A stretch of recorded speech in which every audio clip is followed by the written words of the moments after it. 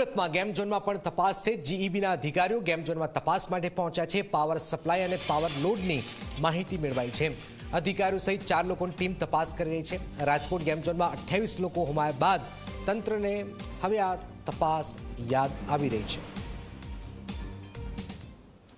રાજકોટમાં જે રીતે ઘટના બની છે ત્યારબાદ સુરતમાં 16 પૈકી 11 જેટલા જે ગેમ ઝોન છે તે બંધ કરાવી દેવામાં આવ્યા છે। આપ સીધા દ્રશ્યો જોઈ શકો છો।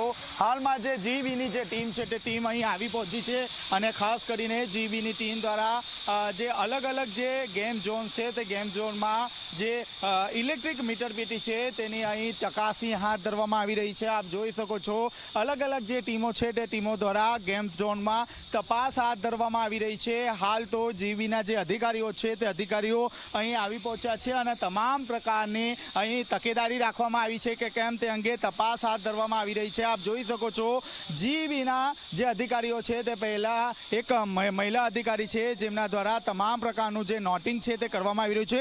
બિન અહીં કયા પ્રકારની તપાસ કરવામાં આવી રહી છે? કંઈ નહીં, આ તો હાલ એસટી કનેક્શન છે તો એનું રીડિંગ જસ્ટ લઈએ છે, પણ હાલ અત્યારે વપરાશ બંધ છે તો લોડિંગ ખ્યાલ નહીં પડશે। બાકી કયા પ્રકારની તપાસ હાથ ધરવામાં આવશે? કંઈ નહીં, હાલ તો અત્યારે જસ્ટ મીટરનું નંબર લઈએ છે, પછી એનું બધું કન્ઝપ્શન રિપોર્ટ જોશું। ઓકે, એટલે આ ઘટના બાદ તમામ પ્રકારની તકેદારી રાખવામાં આવી રહી છે?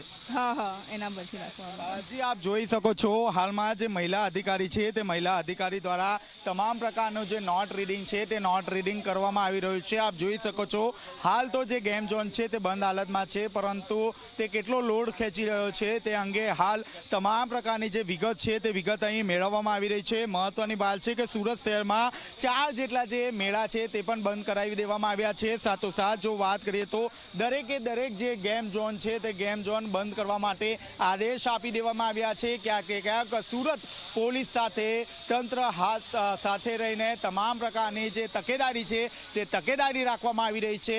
હાલમાં દરેકે દરેક જે ગેમિંગ ઝોન છે તેમાં જીઈબીના જે અધિકારીઓ છે તે પહોંચી રહ્યા છે અને કેટલો ઓવરલોડ ખેંચવામાં આવી રહ્યો છે તે અંગે તમામ પ્રકારની જે વિગત છે તે વિગત મેળવવામાં આવી રહી છે।